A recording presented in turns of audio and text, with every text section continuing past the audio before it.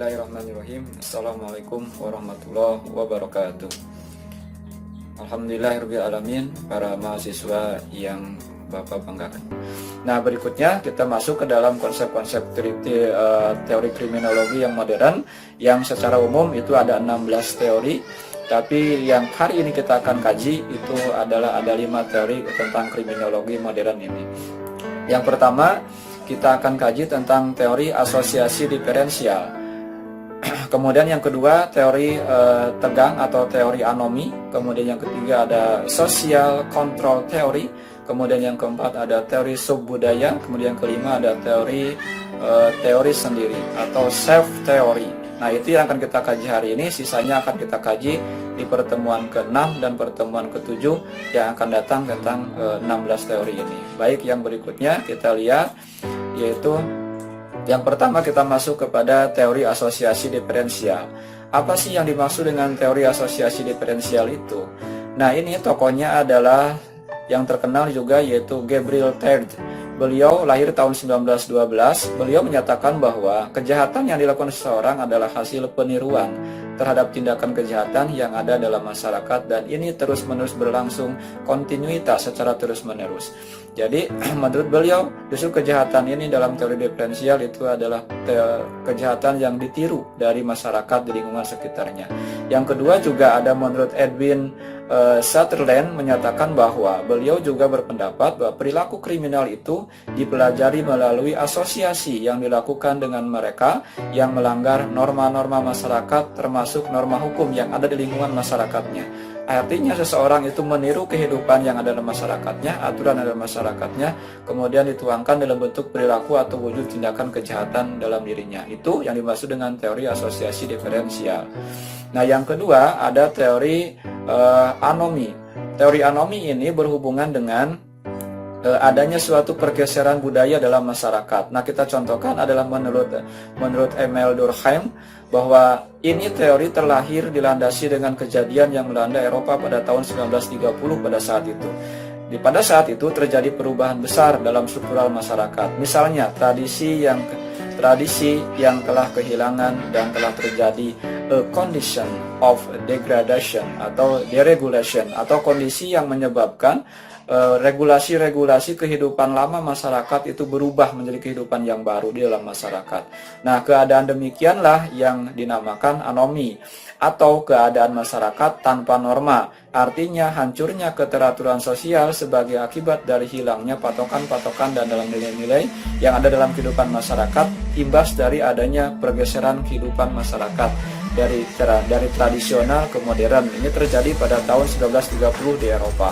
Kemudian menurut Robert Merton juga menyatakan bahwa manusia dengan sinar cahayanya yang optimis, nah dengan perkataan lain bahwa manusia itu pada dasarnya baik, karena kondisi sosial lah yang menciptakan stres atau tekanan batin karena situasi kondisi dalam kehidupan masyarakat yang bergerak dari tradisional ke modern, itu yang menyebabkan kita tidak stres untuk menyikapinya, karena penyebabnya kita tidak siap untuk menghadapi itu. Nah, sehingga tekanan atau ketegangan itulah yang akhirnya seseorang melakukan tindakan kejahatan. Nah, itu menurut teori ketegangan atau teori anomi yang disampaikan oleh Emil Durkheim dan Robert Merton, yang menyatakan itu terjadi karena ada perubahan pola masyarakat dari tradisional ke modern atau pergeseran nilai-nilai budaya, imbas dari perkembangan zaman, globalisasi dan sebagainya, atau termasuk pertukaran budaya, sehingga orang tersebut atau masyarakat tersebut tidak siap dan tergerus dengan kehidupan zaman itu, sehingga timbul stres dan terdoronglah untuk melakukan tindakan-tindakan kejahatan. Nah, yang ketiga itu adalah teori social control theory, atau ini berhubungan dengan tindakan kejahatan yang dipengaruhi oleh kondisi sosial. Nah, biasanya seseorang berperilaku baik ataupun berperilaku jahatnya seseorang itu sepenuhnya tergantung pada masyarakat lingkungan sekitarnya. Ya, jikalau di lingkungan sekitarnya baik, maka masyarakat itu akan baik atau orang tersebut akan baik. Jikalau lingkungan masyarakatnya jahat atau lingkungan masyarakatnya mengarah kepada unsur-unsur kejahatan, maka orang tersebut akan mengarah kepada kejahatan. Nah, tokohnya itu dipelopori oleh Travis Hirschi, itu lahir tahun 1969. Beliau adalah guru besar University of Arizona yang menyatakan bahwa perilaku kriminal itu merupakan kegagalan kelompok sosial konvensional, dalam artian ada keluarga, sekolah, kemudian kawan, teman sejawat, teman sepermainan dan sebagainya, untuk mengikat seseorang dalam ikatan individu itu. Dan sehingga orang tersebut tidak terikat, tidak ada ikatan batin, tidak ada ikatan emosional, maka orang tersebut terlepas dari kehidupan konvensional keluarga, sekolah, kawan dan sebagainya, sehingga orang tersebut terdorong untuk melakukan tindakan kejahatan. Nah, berikutnya, Travis juga menyatakan bahwa seseorang patuh pada norma masyarakat karena adanya social bond atau ikatan sosial atau ikatan batin dengan lingkungan sekitarnya. Apabila seseorang terlepas dan putus dari ikatan sosial tersebut, maka seseorang itu akan menimbulkan perilaku yang menyimpang dalam kehidupan masyarakat tersebut. Nah, itulah yang disebut dengan teori social control. Nah, yang berikutnya, yang keempat, kita masuk kepada subculture theory atau teori subbudaya. Nah, ini merupakan hubungannya dengan teori sosial, teori kriminologi yang berhubungan dengan konsep ekonomi. Nah, menurut Albert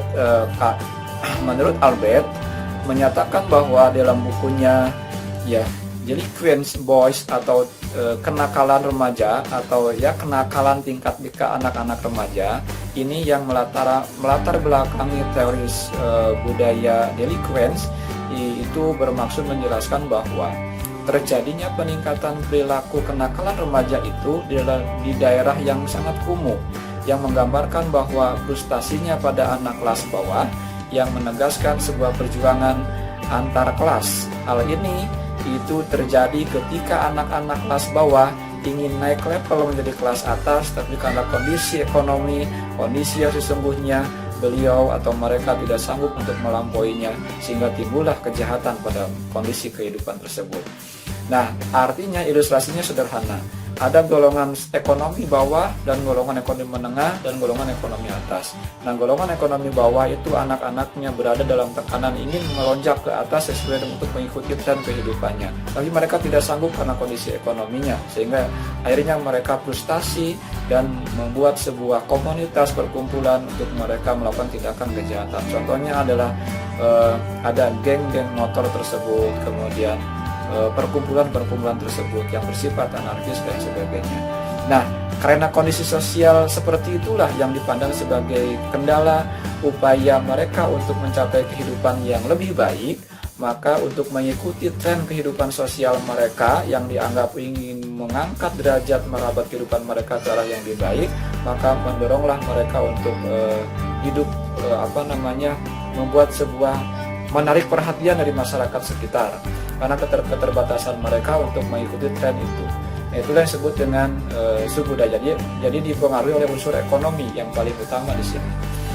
Jadi mereka ingin maju, tapi kondisi ekonomi mereka tidak memungkinkan, sehingga mereka terdorong untuk melakukan tindakan kejahatan, perampokan, kemudian penculikan, perampasan, pencopetan dan sebagainya. Itu adalah untuk mengikuti tren kehidupan awalnya, tapi karena keterbatasan ekonomi, mereka akhirnya melakukan tindakan kejahatan. Nah, ini yang banyak terjadi sebenarnya motifnya ini. Nah, yang terakhir adalah teori self-theories atau teori-teori sendiri.